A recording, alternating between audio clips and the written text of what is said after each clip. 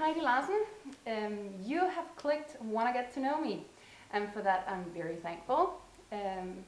So, who am I? Well, you already know my name, Heidi Larsen.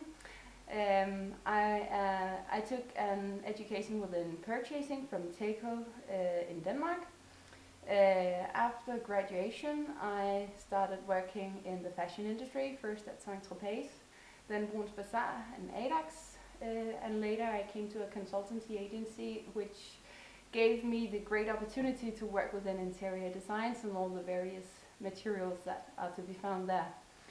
In that consultancy agency I had the pleasure of having my own client portfolio, and the biggest client of mine was Menu, which you probably know.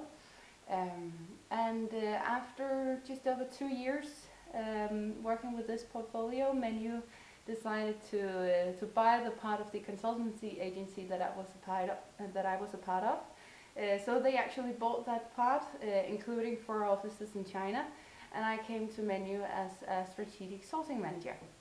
This was in December 2010, and of course it was a great compliment and a great opportunity for me, and it was very interesting to kind of set up all these procedures between the Chinese offices and the Danish headquarters, and this was very interesting. But what I'm absolutely passionate about is the cultural behavior, the cultural understanding, and the link to business. For example, in this consultancy agency that I worked in, I had the pleasure of having very small clients that were maybe just themselves, or maybe 2-3 employees. And then I had clients which were like 50 to 60 employees. And the challenges that they met doing business in China and Asia in general were the same. And this I found particularly interesting.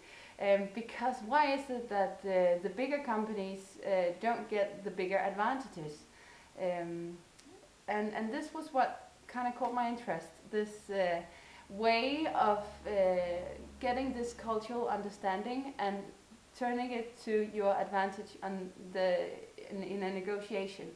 If you know how to play this game, you could really get a lot of benefit from it. But you need to know the game, and you need to be able to play the game, and you need to be willing to play the game. And that is what I'm so passionate about, that I, as of 1st of May 2011, started +7, where I link this cultural behavior to the business side, mostly in China, but in Asia Pacific in general. Yeah, this was what brought on this entire blog that you are in right now. This blog will collect all the tips and few guidelines or share my experiences with you on this page, and you could of course click your way through all these small videos, and if you have any questions, you're more than welcome to contact me on info@plus7.dk. And let me just tell you that +7 is the name. +7 is really the only difference that could not be aligned with hard work and such. It's a time difference between Denmark and China, so it's the only difference that could never go away. All the other differences is what I try to share my knowledge about on this page, and I hope that you will enjoy it very much. So hopefully I will hear from you anytime soon, and until then, 再见.